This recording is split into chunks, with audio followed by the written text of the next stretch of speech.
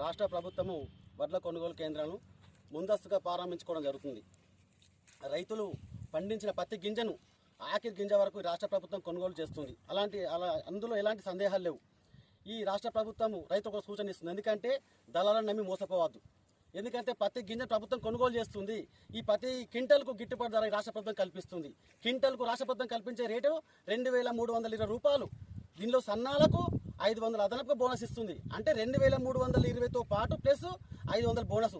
అంటే పర్ క్వింటల్కు 2820 రూపాయలు ఈ రాష్ట్ర ప్రభుత్వం క్వింటల్కు వేచిస్తుంది. గతంలో ఏనాడు కూడా ఏ ప్రభుత్వం కూడా సన్నాలకు బోనస్ ఇవ్వలేదు.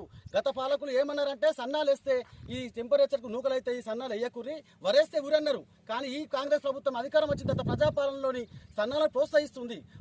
సన్నాలకు రైతులను ప్రోత్సహించు, సన్నాలు దిగుమతి పెంచుకోవాలి. ఎందుకంటే ఈ రేషన్ షాపుల ద్వారా ధనిక ప్రజలకు ధీటుగా సామాన్య వ్యక్తులకు, మధ్యతరగతి ప్రజలకు అందరికీ కూడా సన్నాలు తినాలని సంకల్పంతో సన్న బియ్యం పంపిణీ చేస్తుంది రాష్ట్ర ప్రభుత్వము.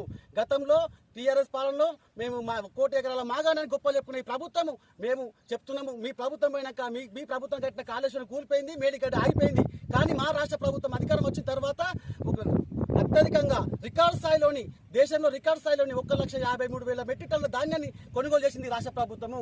అందులోని 24 లక్షల మెట్రిక్ టన్నుల సన్నధాన్యాన్ని కొనుగోలు చేసింది.